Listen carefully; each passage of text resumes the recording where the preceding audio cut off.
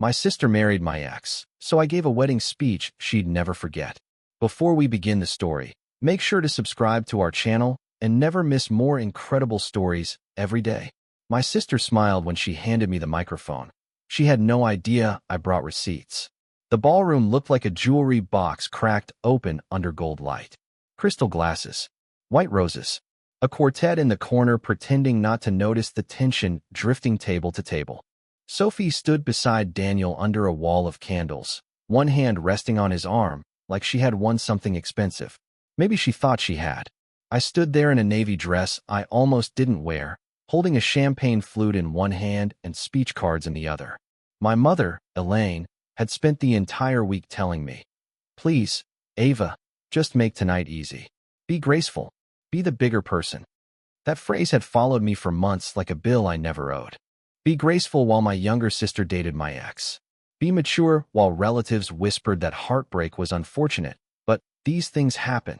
Be supportive while the man I spent 6 years planning a life with stood at the altar and promised forever to the person who used to crawl into my bed after nightmares when we were kids. If I walked out, I would be the bitter sister.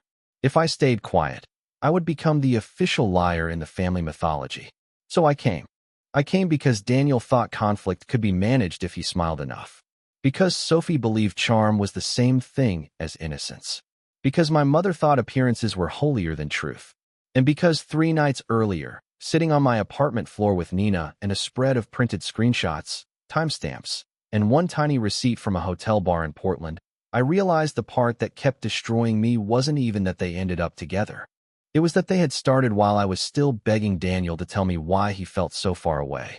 I looked at the guests. My aunt from Phoenix, Daniel's law firm friends, Sophie's bridesmaids, my mother at table 3, already watching me with that desperate smile she used whenever reality threatened to embarrass her. Daniel met my eyes and gave me a faint nod, the kind men give when they think they've contained a situation. He didn't know every lie in this room had a date attached to it. Then Sophie leaned closer and whispered, "Please don't make this about you." That was when I knew I was finally ready to begin. Before Daniel became the man at the altar, he was just the steady, handsome guy who remembered small things. He remembered I hated cilantro, that I always cried at animal rescue videos, that my coffee order changed when I was stressed. I met him at 23, when my life still felt like a waiting room. He was the kind of man my mother approved of on sight. Sophie loved him too, though back then I thought she loved him because I did. That was always the strange thing about being sisters. We were close in the way people romanticize, shared clothes, shared jokes, shared glances across crowded rooms, but under that closeness ran a quiet competition. Sophie was the kind of beautiful that made older women say, "She doesn't even know it," even though she absolutely did. I was the reliable one, the one teachers trusted, the one relatives asked to help clear plates after holidays, while Sophie drifted through the room collecting compliments. When we were in our 20s, she dated a guy I said I had a crush on and laughed it off like timing was nobody's fault. "Why are you always so dramatic?" she used to ask when I got hurt. Because I was always expected to bleed quietly, I thought, though I never said it. Daniel fit into our family with unsettling ease. He brought wine for my mother, fixed her Wi-Fi once, and listened patiently to Sophie's stories about impossible coworkers and failed Pilates instructors. At first, I liked that. When he and I moved in together after 3 years, Sophie helped me unpack my kitchen and told me, "You finally got the stable one." I remember laughing. "You say that like you're reviewing a used car." She grinned. "I'm saying don't screw it up." At the time, it felt like teasing. Looking back, it sounds like a warning delivered to the wrong person.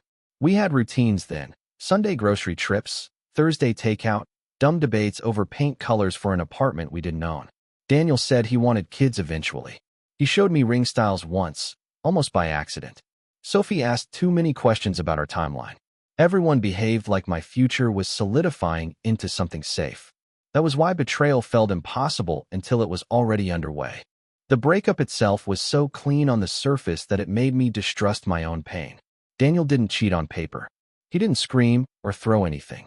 He just started withdrawing in thin, deniable layers. He answered questions half a second too late. He took his phone into other rooms. He kissed me like his mind was somewhere else. If I asked what was wrong, he'd sigh and say, Nothing's wrong, Ava. I'm just tired. Tired became stressed. Confused became a conversation I still replay when I can't sleep. We were sitting at our kitchen table on a rainy Tuesday in October. I had made pasta. He barely touched it. The overhead light made everything look clinical. I think we've been forcing this for a while, he said. I stared at him. What does that even mean? It means maybe we want different things. I laughed, but it came out brittle. Since when? He rubbed both hands together, eyes on the table. I don't know. A while. A while, I repeated. So you knew this for a while, and just let me keep talking about renewing the lease? It's not like that. Then tell me what it is like. That broke me more than the breakup itself. He never had an answer that could be held. Everything was fog. He needed space. He loved me, but wasn't sure he was still in love with me. He didn't want to hurt me, which somehow translated into hurting me in slow motion. Sophie came over that night with ice cream and tissues. She curled beside me on the couch, stroked my hair, called Daniel a coward in exactly the right tone. When I cried so hard I could barely breathe, she said, "You are not hard to love. He's just weak." Even my mother softened for one evening. "Breakups happen, sweetheart," she said. "Don't make this the center of your identity." That sentence lodged in me like glass. Already they were telling me not to limp. For weeks after, I picked myself apart. Maybe I worked too much. Maybe I got too anxious. Maybe grief had made me difficult after my miscarriage scare that summer, the one only a handful of people knew about. Daniel had been distant then too, but I told myself fear looks different on everyone. I kept blaming the version of me that loved him honestly. I didn't know Sophie was already learning how to comfort me and betray me. The first thing that felt wrong wasn't even dramatic. It was a sentence Sophie said too casually. A month after the breakup, she came by with soup and a sweatshirt from Mom's house. We were standing in my kitchen, and she picked up Daniel's old ceramic mug from the drying rack. I had forgotten it was even there. "He always hated drinking coffee once it got lukewarm," she said. I looked up. "How would you know that?" She blinked once, then smiled. "Because I have eyes." He used to come to family brunches. Something in the way she answered felt prepared, like she had already decided what version of her knowledge was socially acceptable. Then there were the little absences. Sophie suddenly being out with friends. At times, she normally spam texted me memes from her couch. Daniel replying to messages hours late with stiff politeness. At Thanksgiving, when my mother asked where Sophie was, Daniel, who had only come to drop off one last box of my books, said, "Traffic around Oak Street is brutal this time of day." Everyone went quiet for half a beat. Sophie lived nowhere near Oak Street. He recovered fast. I mean generally. Downtown's a mess. I noticed. That night, after dessert, I found Sophie in the powder room touching up her lipstick. "Are you seeing someone?" I asked, trying to keep my voice neutral. She laughed. "Wow. Straight to interrogation." That's not an answer. She clicked the lipstick shut. "No, Ava. I'm not. And even if I were, I'm allowed to move on without filing paperwork." Move on. As if we were discussing comparable losses. Daniel kept finding reasons to stay adjacent to my life. Sophie started mentioning him in weird, offhand ways. "Daniel always said you overthink things." "Daniel said your landlord is impossible." Daniel said. I finally snapped. "Why are you talking to Daniel at all?" Her face shifted, then smoothed. "Because he's not a criminal, Ava. He's a person we both know." Denial started feeling dangerous. Later that week, Nina called me after spotting Sophie at a wine bar across town. She wasn't alone, Nina said quietly. And there was a pause. I think the man with his hand on her back was Daniel. Finding out through family silence was somehow worse than catching them myself. I drove to my mother's house the next evening because Sophie had stopped answering my calls and Daniel had read my message without replying. I was nauseous, not angry yet. My brain still wanted to protect me from what my body already knew. Mom opened the door, took one look at my face, and sighed like I was bringing weather in with me. "Where is she?" I asked. "In the dining room." Sophie was sitting there with a cup of tea, crossed ankles, perfect posture. Daniel sat beside her, not touching her, but close enough to make the distance insulting. The whole scene looked staged. I laughed once. "You've got to be kidding me." "Ava," my mother said sharply, already in referee mode. Daniel stood. "I wanted to tell you in a better way." I turned to him. "What possible better way is there?" Sophie finally spoke, soft and measured. "We didn't plan this." "Then when did it start?" Neither of them answered quickly enough. I asked when. We got close after your breakup, Daniel said. It wasn't immediate. After, Sophie echoed. Not before. The room felt suddenly airless. So you expect me to believe this just happened? Out of all the people in the city, you accidentally fell onto my sister? Mom stepped in before Sophie had to. Enough. They're together now. Whether you like it or not, this is the reality. Making a scene won't change it. I stared at her. Making a scene? Ava, she said, lowering her voice the way she did when she wanted to sound reasonable and cruel at the same time. You two were already over. Adults move on. Don't make this uglier than it already is. From then on, the family line was simple. Unfortunate. Messy. Painful. Yes, but not malicious. As if intent mattered more than impact. As if I should hand them credit for stabbing me with a clean blade. I left before I started screaming. Sophie followed me to the porch. I didn't steal him, she said. I laughed in her face. Then why do you look guilty? For 1 second, her expression cracked. Then she said the sentence that told me exactly who everyone had decided I was. You always think everything is about you. 3 months later, an engagement photo proved how wrong she was. The engagement post went up on a Sunday at 9:14 a.m. I know the exact time because I stared at it until the numbers on my phone blurred. Sophie in a cream coat. Daniel on one knee in front of a fountain at the botanical gardens, captioned with some nauseating line about finding love when you stop searching for it. My mother commented 3 heart emojis within 2 minutes. Relatives flooded in with congratulations. An aunt wrote, so glad this beautiful surprise found its way to the right person. The right person. I was still sitting in the same sweatpants I had slept in, coffee going cold on my windowsill, when Nina texted, don't call them. Look at the third photo. I swiped.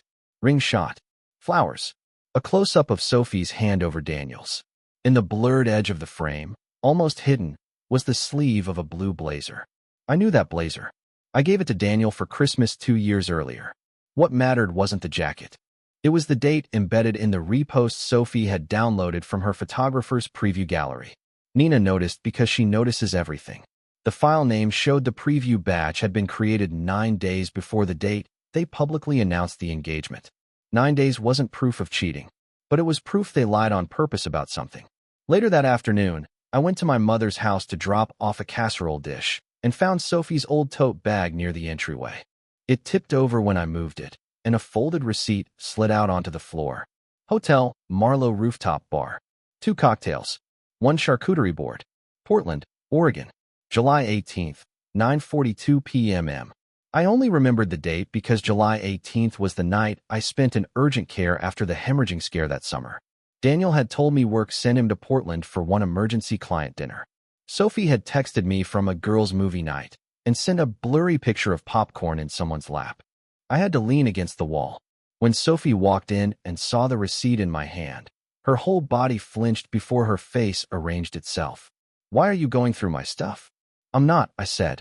Why were you in Portland with Daniel while I was in urgent care? Her answer came too fast. You are insane. That was when suspicion stopped being a feeling and became a job. I started with the easiest thing to verify, lies that left paperwork behind.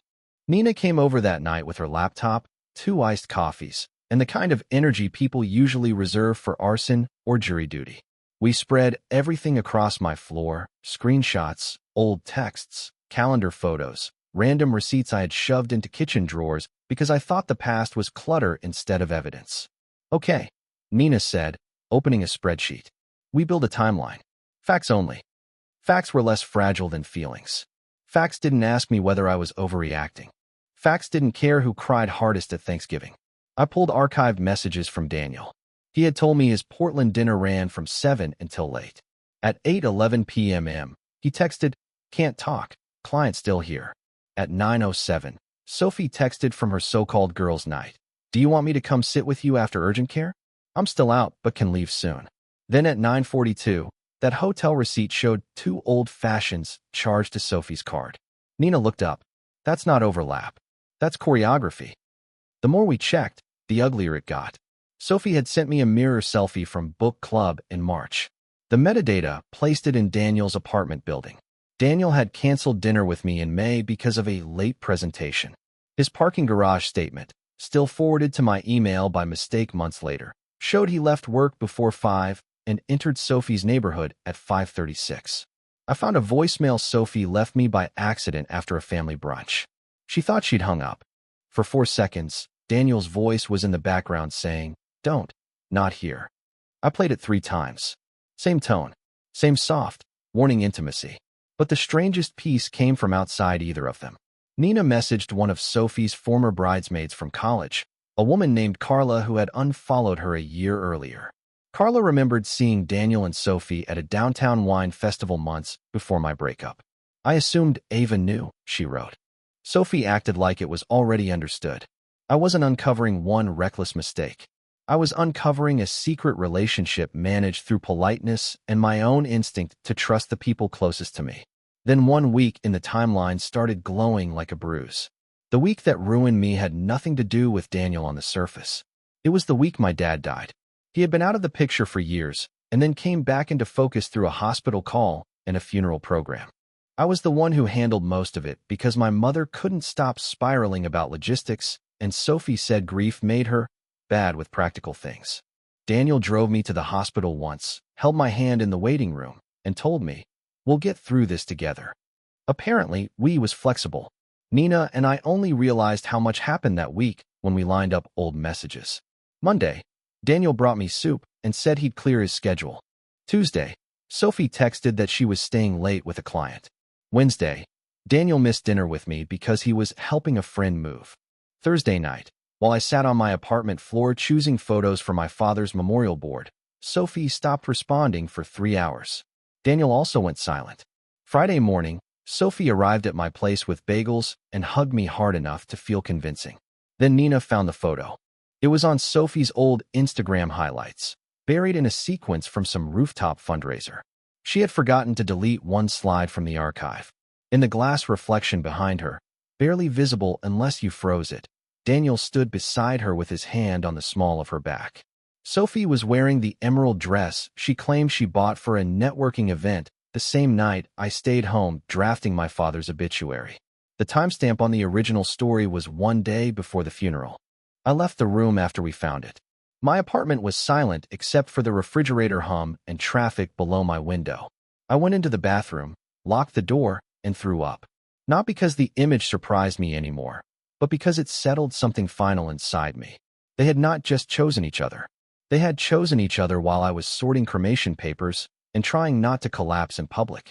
When I came back out, Nina's face had gone from angry to careful. "There's more," she said. She turned the screen. It was a charge from Daniel's card to the florist near the funeral home. The note on the order said, "For S, thinking of you tonight." By the time the wedding invitation arrived, I already knew enough to destroy them. What I didn't know was whether I wanted to. The invitation was heavy cream cardstock with the kind of expensive subtlety people choose when they want wealth to whisper. Sophie had addressed it by hand. Ava Carter. The insert card said, "We hope this day can be one of healing and new beginnings for the whole family." I laughed out loud. My mother called within an hour. "You got it." I did. "Well," she said, careful and bright, "I think attending would show a lot of maturity." Maturity. Don't start. I'm not starting, Mom. You sent me an invitation to watch my sister marry the man who cheated with her while I was grieving Dad. Then came the familiar retreat into euphemism. You do not know that for certain. Yes, I do. No, you have pieces. Not context. Context. Another family word for behavior that would sound monstrous if said plainly. After I hung up, Nina came by with Thai takeout and found me staring at the envelope. "So," she said, dropping onto the couch, "are we burning it or weaponizing it?" That was when the thought became a plan. We spent 2 weekends organizing everything. I printed screenshots with dates visible. I exported the accidental voicemail. Carla agreed to send a statement saying she saw them together before my breakup. I requested my urgent care discharge paperwork because July 18th mattered. Nina even helped me recover deleted cloud photos from a backup Daniel once shared with me. In one image, taken in Portland, his watch face showed 9:39 p.m. Sophie's bracelet was reflected in the glass behind his drink. Every piece of evidence led to the same question. What was the point? Expose them, and I become the unstable sister who ruined a wedding. stay silent, and I hand them the clean story they had already written. Then Daniel called me from a number I didn't recognize. "I hear you've been digging," he said. I leaned back in my chair. Digging suggests something buried. "Ava, don't do anything impulsive." "You mean honest?" "I mean cruel." Even now, he wanted morality to be about tone instead of actions. After we hung up, I opened a folder on my desktop and gave it a name. The title alone made my hand stop shaking for once. The rehearsal dinner nearly broke me. It was in a private room at an Italian restaurant where polite service made humiliation feel intimate. I almost didn't go, but my mother called twice, then left a voicemail crying about how she couldn't handle another family fracture before the wedding. So I went in a black dress that made me feel armored and sat between Nina and an uncle who kept talking about parking. Sophie floated from table to table in white silk, glowing under candlelight like she had never taken anything from anyone. Daniel played the gracious groom, refilling glasses, shaking hands, smiling that smile that had fooled me for years. Every compliment made something acidic rise in my throat. Halfway through dinner, Sophie clinked her glass and thanked everyone for coming. Then she looked straight at me. "I especially want to thank Ava," she said. "Family can go through hard seasons, but real love means showing up anyway." Several heads turned. My mother dabbed at her eyes. Under the table, Nina squeezed my knee hard enough to hurt. Later, while people moved toward the patio for dessert, Daniel caught me near the hallway to the restrooms. "Can we talk?" "No. Ava, please." I should have walked away. Instead, I followed him into an empty corridor. He leaned against the wall and lowered his voice. "I know you're angry." I stared at him. "That feels small. We never meant to hurt you." "Then why did you lie?" He looked exhausted for a second, and that was almost worse. "Because there was no version of the truth you would have handled well." I actually laughed. "You mean the truth that my sister was sleeping with my boyfriend while I was planning my father's funeral?" His face changed. There it was. "You don't know that." "I know enough." He stepped closer. "Think very carefully about tomorrow. If you do something vindictive, it won't land the way you think. People know you're emotional." There it was. Not remorse. Management. When I got back to the table, I was shaking so hard I couldn't hold my fork. Nina took one look at me, paid our share, and drove me home in silence until we hit a red light. Then she turned and said, "Tell me exactly what he's afraid you'll say." And suddenly, I knew how to make the room listen. The next morning, I stopped thinking like a hurt sister and started thinking like a witness. That distinction mattered. Rage makes people messy. Truth, arranged correctly, makes other people messy. Nina came over at 9 with a garment bag, my printed notes, and a tiny wireless speaker for backup in case the venue accidentally had audio issues during toasts. We sat at my kitchen table while rain streaked the window, and she read my speech draft out loud in the tone of a bored attorney. "Too angry here," she said, circling one paragraph. "Too much explanation here. This line is great. Keep this one." The line was simple. "I'm not here to ruin a wedding. I'm here to stop a lie from being blessed in public." I had built a folder with numbered tabs. Tab 1, Portland receipt, July 18th. Tab 2, urgent care discharge papers stamped 11:03 p.m. same night. Tab 3, screenshot of Sophie's girls' night text. Tab 4, voicemail with Daniel's voice in the background. Tab 5, archived image reflection from the rooftop fundraiser before my father's funeral. Tab 6, Carla's written statement. Tab 7, ring preview file showing their engagement photos were staged before the family announcement, proving premeditated image control, if not infidelity. On their own, some pieces were deniable. Together, they formed a shape no decent person could ignore. At noon, my mother called. "I need your word," she said without greeting me, "that you are not planning some dramatic stunt." "What do you think counts as dramatic?" I asked. "Don't be cruel, Ava." I almost told her everything right then, but I was suddenly tired of giving people the chance to rehearse over me before I spoke. So I said, "I'm coming." "That's your word." She exhaled like she had won something. The venue was a restored estate outside the city, all stone arches and manicured gardens, built for photographs and denial. When Nina and I arrived, Sophie's wedding coordinator asked whether I still wanted to give the sister toast. I hadn't agreed to one. Sophie had volunteered me without asking, probably because public inclusion looked generous. I smiled for the first time all day. "Yes," I said. I absolutely do. Then I tucked the folder into my chair and waited for the candles. By the time the speeches started, my pulse had become its own soundtrack. The best man went first with a harmless story about Daniel getting lost on a hiking trail. People laughed. The maid of honor cried halfway through her speech about Sophie being the kind of woman who lights up every room. My mother looked relieved, almost radiant, as if the hardest part was over. Then the coordinator touched my elbow. "You're up." I walked to the microphone with my cards in one hand and the folder tucked under my arm. Sophie smiled at me from the sweetheart table. Daniel gave me a small, controlled nod. He still thought this was survivable. I tapped the mic once. "Hi, I'm Ava, Sophie's sister, Daniel's ex." A nervous ripple moved through the room. Sophie's smile tightened, but she recovered fast. "I know," I said. "That sounds like the opening line to a bad joke. For a long time, that's what everyone wanted this to be. Messy, random, nobody's fault." A few guests shifted in their seats. My mother's face changed first. "I tried very hard to accept that version," I continued. "I was told it would be mature to accept it. Graceful even. But grace is not the same as pretending." I set my cards down. On July 18th, while I was in urgent care with heavy bleeding, Daniel told me he was at a work dinner in Portland. Sophie told me she was at girls' night. This is the receipt from the hotel rooftop bar in Portland that night. 2 drinks, 1 shared plate. Paid with Sophie's card at 9:42 p.m. Nina, seated near the projector the venue used for photo montages, stood and connected her laptop before anyone could stop her. The receipt appeared on the screen behind me. The room went still. One day before my father's funeral, Sophie posted an Instagram story from a fundraiser. In the window reflection, Daniel's hand is on her back. Before my breakup, witnesses saw them together acting like a couple. And when Sophie comforted me after Daniel left, she was already lying to my face. Daniel stood up. "Ava, stop." I looked at him. "No, you don't get to ask for tone after choosing deception." Sophie's chair scraped back. "This is insane." I opened the folder and lifted one final page. Then I mentioned the flowers he sent Sophie before my father's funeral. You can feel a room split before you see it. Some people freeze.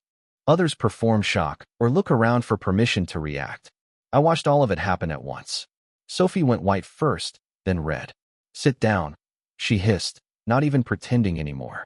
Daniel stepped around the table like he meant to take the microphone, but Nina moved faster and blocked him with one hand flat against his chest. In another life, it might have been funny. I held up the florist receipt. The card said, "For S, thinking of you tonight." Because apparently while I was choosing my father's casket photos, you two were finding comfort in each other. "That could be for anyone," Sophie snapped. "It could," I said, "if your initials weren't literally S. Harper, and if Daniel hadn't used the same florist for every apology bouquet he ever sent me." A low murmur moved through the room. One of Daniel's coworkers looked physically ill. My mother finally stood. "Ava, enough." I turned toward her. "Enough was when you asked me to smile through this." Her mouth opened, then closed. For the first time in months, she had no polished sentence ready. Daniel tried a different angle. "We got close during a difficult time. It wasn't planned. We didn't know how to handle it." There it was, the confession disguised as mitigation. Sophie whipped toward him. "Daniel." Guests heard it too. Heads turned. The best man sat down slowly, like sudden movement might make the moment worse. "A difficult time for who?" I asked. "For me? Because that's when you chose to start." Sophie's voice cracked. "You were already losing him." It landed harder than any scream could have. Not because it surprised me, but because she said the quiet part out loud. Competition, entitlement, the belief that whatever weakened in my hands became fair game in hers. I looked at her for a long second. "Thank you," I said softly. "I think that's all anyone needed to hear." Then chaos finally arrived. One bridesmaid burst into tears. An older aunt walked out. Daniel's mother demanded someone turn off the projector. My mother kept saying, "Please, not here, not here," as if location had ever been the real problem. The cruelest moment was Sophie realizing the guests finally believed me. The wedding did not end so much as disintegrate. Dinner service stalled. Half the guests drifted outside pretending to take calls. Daniel disappeared into a side room with his brother and came back without his tie. Sophie locked herself in the bridal suite and refused to come out for nearly an hour. Someone even let the band keep playing softly. Nina and I left before the cake was cut because there was no universe in which I wanted to watch them try. The backlash started before we reached the highway. My phone filled with texts so fast it looked like rainfall. Some were furious. How could you do this publicly? You should have handled it privately. You humiliated your mother. Others were quieter. I didn't know. I suspected something, but not that early. Daniel's aunt sent a single message. Thank you for telling the truth before vows became children. My mother didn't call until the next afternoon. Her voice sounded scraped raw. You destroyed her wedding. No, I said. I described it accurately. Silence. Then, softer, was it all real? That told me everything about her. Even after hearing it, seeing it, watching Sophie crack, she still wanted permission to doubt if doubt would protect the family image. Yes, I said. All of it. Sophie texted 3 days later. Not an apology. A demand. You enjoyed that. You always wanted people to feel sorry for you. I stared at the screen for a full minute before blocking her. Daniel sent one email longer than it needed to be.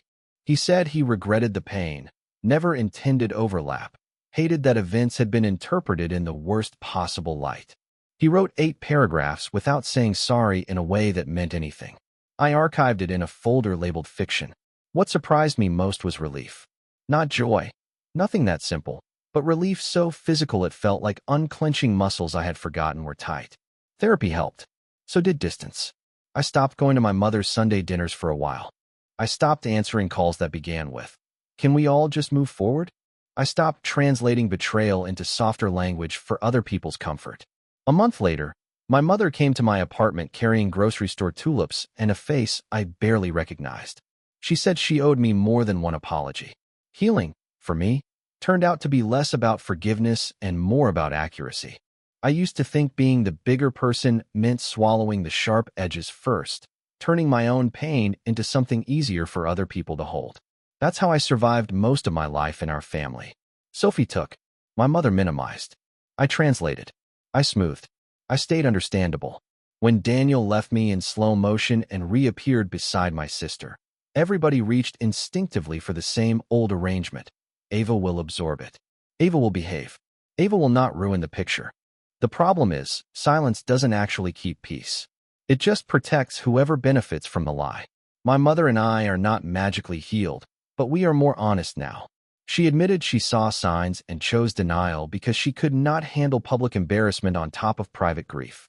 That didn't excuse anything, but truth at least gave us something solid to stand on. Sophie and I have not spoken since the wedding. Maybe one day that will change. Maybe it won't. Some relationships don't end in dramatic hatred. They end in clarity. As for Daniel, he became a story I no longer tell myself at night. That might be the most satisfying part. Not that he was exposed, but that he stopped being central. A few weeks ago, Nina and I took coffee to the lake just after sunrise. It was cold enough to sting. The water looked like hammered silver. We sat on a bench wrapped in scarves, and for the first time in a long time, I noticed I wasn't checking my phone, wasn't rehearsing arguments, wasn't rewriting the past to see whether I could have made myself less betrayable. You can't earn loyalty by being easier to wound.